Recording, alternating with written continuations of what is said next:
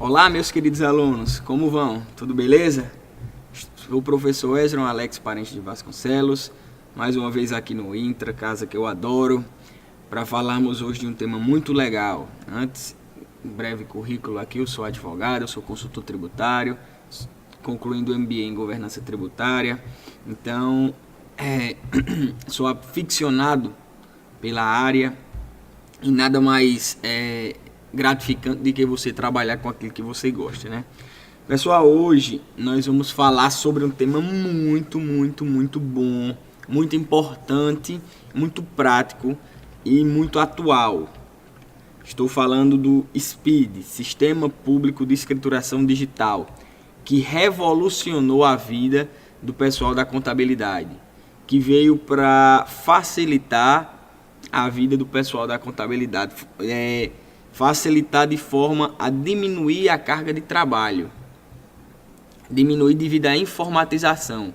Não é que vai diminuir o que eles vão fazer, é porque vai diminuir a carga de informatização, de informação, perdão. Mas isso nós veremos no decorrer da aula. O SPID, para falarmos do SPID, nós temos que entrarmos um pouco na contabilidade. Eu sei que muitos aqui são estudantes de direito, até de outras áreas, não entendem ou não têm uma noção bem de contabilidade, mas na medida do possível, o que for possível a gente conceituando, nós vamos, e eu quero fazer essa aula de modo que você saia daqui entendendo o que é SPID. Na realidade, eu também quero trazer isso para o direito tributário, que é o fundamento da nossa instituição, né? Então, vamos começar com uma introdução em direito tributário, para que quando eu chegar a falar o que propriamente é o SPID, você consiga entender e pensar e raciocinar naquelas disposições tributárias que eu falei anteriormente a você. Então vamos lá, pessoal. Em direito tributário, nós temos dois tipos de obrigações, a principal e a acessória. E aqui eu quero fazer o primeiro parêntese. Nem comecei a falar bem o tema e já quero fazer um parêntese, mas é assim mesmo, pessoal. É o seguinte, eu sempre digo, na maioria dos meus cursos aqui na casa, e não é por acaso que eu sempre repito, porque eu quero que todos os meus alunos fixem isso, de que nós temos que ter uma visão do direito ampla, 360 graus. O que é isso? Pessoal, todos sabemos aquela frase comum, que diz que o direito é uno, né? Suas divisões são apenas para fins didáticos. E é isso. Isso é uma verdade, pessoal. Um ato na vida concreta, ele pode ter um viés tributário, ele pode, ao mesmo tempo, ter um viés administrativo, trabalhista, previdenciário, criminal, por que não?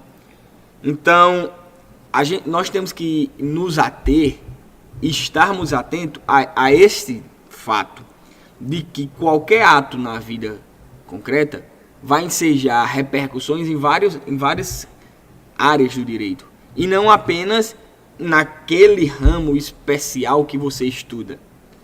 Nós temos que nos especializarmos, com certeza, mas nós temos que ter essa visão 360 graus. Por exemplo, a contratação de um empregado, ele vai repercutir, se for uma contratação normal, na seara trabalhista, na medida em que você vai estar arraigado em todas aquelas regras atinentes à relação de emprego. Ele vai repercutir na seara previdenciária, na medida em que você vai ser obrigado a recolher a previdência daquele empregado e pagar uma previdência sobre ele. E aqui eu já estou falando da seara tributária. Existem contribuições que você tem que pagar sobre a folha de pagamento. Então, e por aí vai. Então vejam, na seara empresarial, então vejam, qualquer fato no mundo concreto vai nos trazer reflexões em vários ramos do direito. É a visão 360 graus que eu falo. A prova disso é que em direito tributário nós temos positivados um instituto que nos faz prova disso. Pessoal, nós vamos começar a falar aqui de obrigação tributária. Só que obrigação tributária nada mais é do que aquela obrigação, aquele instituto chamado de obrigação, que nós vimos no direito civil trazido para a seara tributária. Então vejam, o ramo do direito tributário está pegando emprestado um instituto do direito civil e trazendo para si. Isso é legal? É. Isso acontece em outros ramos? É só o que acontece. Então entendam, essa interdisciplinariedade que sempre existiu e sempre vai existir, e nós temos que estar atento, faz com que um ramo empreste um instituto de outro, pegue emprestado. Prova disso é a obrigação tributária. No Código Civil, a gente vê a obrigação como sendo aquele instituto que impõe a uma parte o dever de fazer, de não fazer ou de prestar alguma coisa. E trazendo para o direito tributário, este conceito nada mais é do que a obrigação tributária é fazer, não fazer, pagar ou entregar alguma coisa que tenha relação com a matéria tributária. Isso fica bem explicado, e aqui eu vou entrar agora no Código Tributário, e por favor, se você não está com seu em mãos, pause a aula, pegue-o ou abra aí na internet, mas agora eu vou entrar no Código Tributário e vou mostrar a vocês como isso é verdade. Isso é tão verdade, desse empréstimo de institutos, que o Código Tributário regula esse fato quando regula o ato de o direito tributário pegar emprestado um instituto de outro ramo. O nosso Código Tributário ele diz o seguinte, que o direito tributário pode usar institutos de outros ramos do direito. E ainda vai além. Esse instituto será conceituado pelo ramo do direito do qual ele veio. Então, no nosso caso aqui, o direito tributário pegou emprestado o instituto obrigação. Só que quem vai conceituar o instituto obrigação é o direito civil, que é de onde a obrigação veio.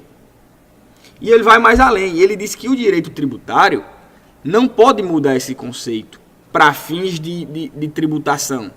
A única coisa que o direito tributário pode fazer com esse instituto é dar-lhe o efeito tributário da coisa. Então, por exemplo, nós pegamos aqui o instituto obrigação tributária. Obrigação tributária vem de obrigação geral do direito civil. Quem conceitua obrigação é o direito civil. É o ato de você se obrigar a fazer, não fazer, dar, prestar alguma coisa. O direito tributário só vai poder dar o efeito tributário da obrigação. É como se o direito tributário dissesse, nós vamos trazer esse instituto e em direito tributário o efeito da obrigação vai ser fazer ou deixar de fazer isso, ou aquilo, ou essa prestação, ou a mais famosa, vai ser pagar a quantia referente ao tributo. Então, o direito tributário, quando ele importa um instituto, ele só pode conceituar seus efeitos tributários, porque os efeitos gerais quem dá é o ramo do direito do qual ele proveio. E isso que eu falei a vocês, pessoal, está positivado no nosso Código Civil, na parte de interpretação e integração da legislação tributária. O artigo 109 e 110, eles nos explicam bem isso. E ele diz o seguinte, vamos ao 109. Ó. Os princípios gerais de direito privado utilizam-se para a pesquisa da definição, do conteúdo e do alcance de seus institutos, conceitos e formas, mas não para a definição dos respectivos efeitos tributários. Então ele está dizendo que os princípios gerais de direito privado conceituam os institutos do direito privado no qual o direito tributário importou, mas não vão servir para dar os efeitos tributários. Por quê? Porque o efeito tributário é o próprio direito tributário que vai conferir. Vamos ao artigo 110. Ó. A lei tributária não pode alterar a definição, o conteúdo e o alcance de institutos, conceitos e formas de direitos privados. Então vejam, pode usar, mas não pode alterar. Utilizados pela Constituição, expressa ou implicitamente pela Constituição Federal, pela Constituição dos Estados, pelas leis orgânicas do Distrito Federal ou município, para definir ou limitar competências tributárias. Pessoal, eu vou dar um exemplo claro disso a vocês. nós temos que quem regula o ICMS, a lei geral que regula o ICMS, é a Lei Complementar 87, conhecida como Lei Candir. A Lei Candir diz que o ICMS incide sobre mercadorias, circulação de mercadorias. Pessoal, mercadoria é um conceito do direito empresarial, ou direito comercial, como alguns preferem, e quer dizer bem em comércio, ou seja, é aquele bem que está sujeito à mercância. Então, como o direito tributário importou esse instituto mercadoria para esse caso, muitas fazendas estaduais, a pretexto de tributar mais do que o que ela podia, começaram a expedir decretos dizendo que mercadoria é a mesma coisa que produto. E não é, pessoal. Produto pode ser aquele objeto que não está no comércio. Então, eles estavam querendo ampliar a sua competência tributária de forma indevida, alargando um conceito que não é tributário.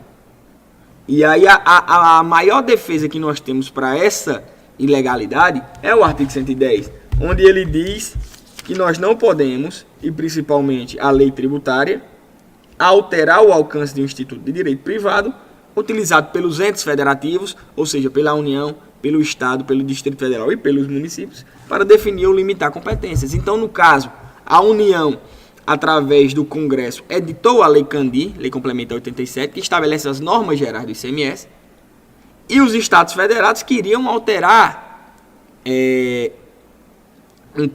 um conceito, queriam alargar um conceito de forma indevida, utilizado pela União, a pretexto de ampliar sua competência tributária.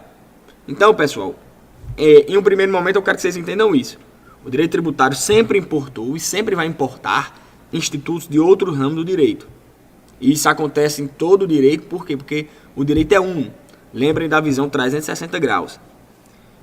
Agora, mesmo que ele importe, ele não pode definir o que é o instituto, porque a definição já vem do ramo do direito no qual cedeu ao direito tributário no instituto, e ele também não pode ampliar seus efeitos, ele pode dar os efeitos tributários apenas. Por que eu estou falando isso? Porque, para que a gente entenda SPID, a gente tem que entender o que é a obrigação tributária. E a obrigação tributária, ela é um instituto, obrigação do direito civil, como eu já falei, aplicado em seara tributária. Então, vamos lá. Em direito civil, como eu falei a vocês, só recapitulando, a obrigação tributária é o ato de você se obrigar a fazer, a não fazer, chamada de obrigação negativa, a dar, a pagar quantia. E em seara tributária, nós temos que a obrigação tributária é o ato de o sujeito estar obrigado a fazer, a não fazer, a pagar quantia, que é a mais conhecida, em algo relacionado à matéria tributária. Então, pessoal, esses vieses da obrigação de fazer, de não fazer, de pagar, principalmente esses três, eles são divididos em obrigação tributária principal e obrigação tributária acessória. Então, se você não anotou, anote. Nós temos a obrigação tributária que divide-se em três principais viés. Existem outros, claro, mas esses são os três principais: pagar, fazer e não fazer. E desses três, eles dividem-se em obrigação tributária principal e acessória.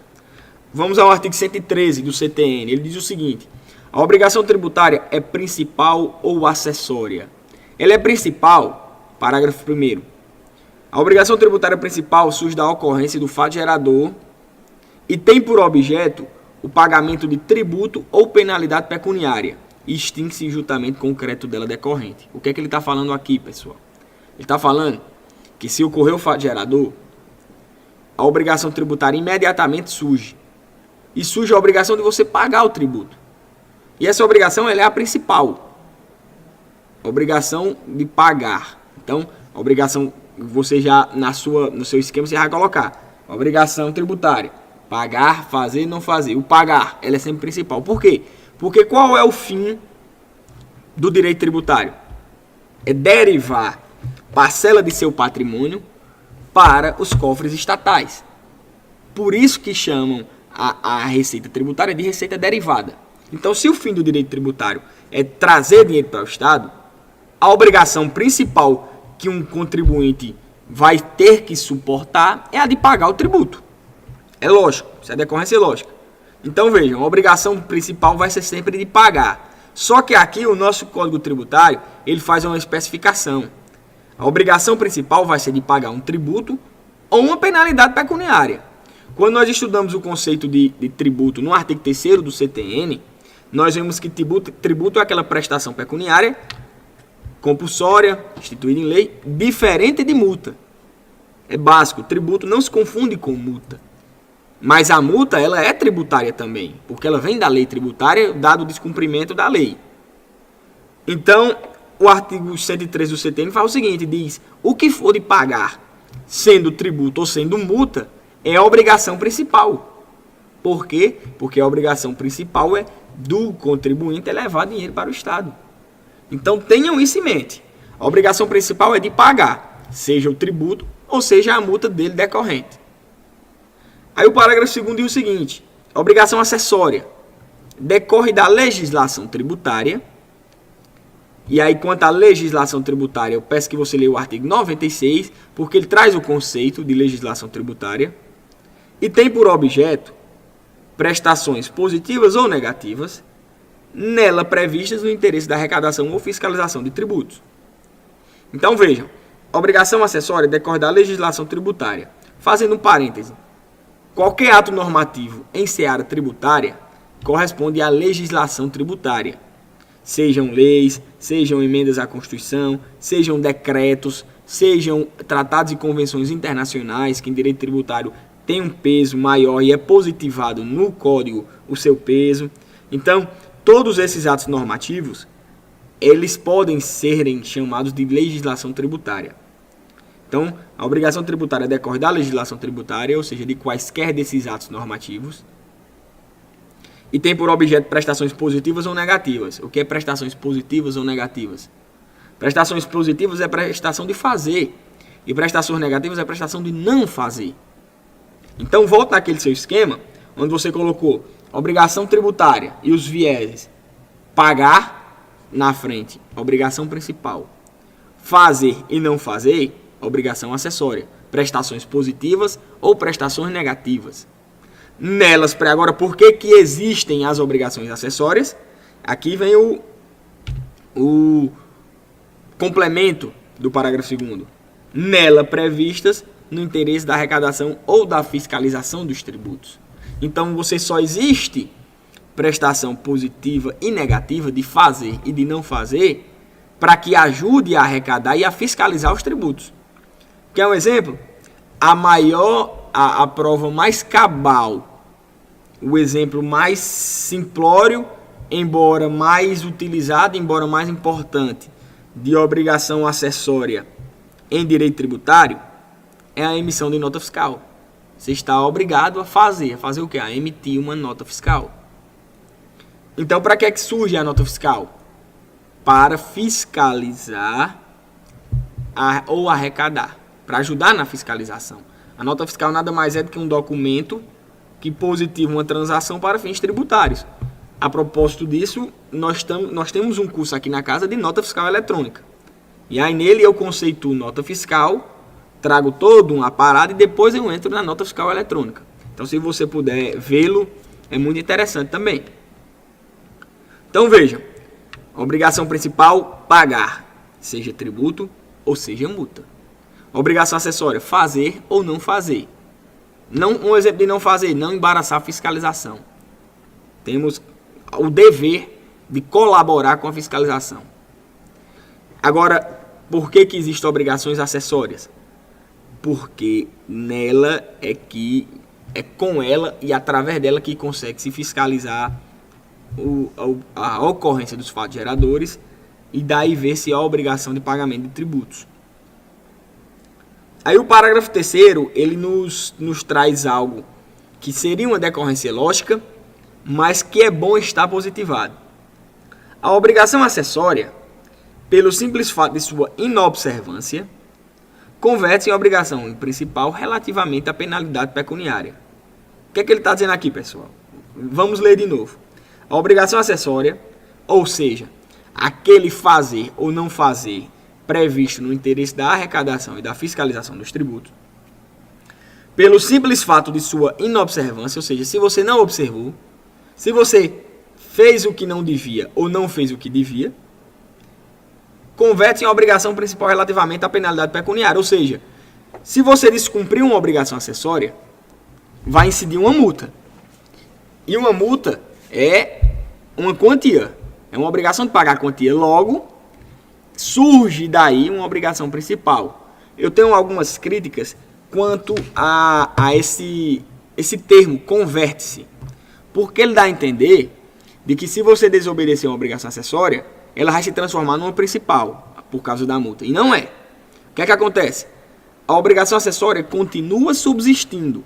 Agora gera-se uma obrigação principal relativamente à multa.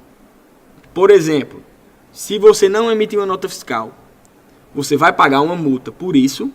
Por quê? Porque vai surgir uma multa devido ao descumprimento da obrigação acessória. Entretanto, a obrigação acessória subsiste. Você ainda está obrigado a emitir nota. Então, ela não se converte em obrigação principal. Ao meu ver, e aí com todo o respeito ao legislador, ao meu ver, ela gera uma obrigação principal ao tempo que a obrigação acessória continua subsistindo. Embora a obrigação acessória se extinga com a obrigação principal, subsistem as duas. Não é porque você vai pagar a multa que você vai ter que deixar de preencher a folha de pagamento, por exemplo, de enviar a folha de pagamento. Então, pessoal, eu tenho uma crítica quanto a essa palavra converte-se, mas é algo para outro momento.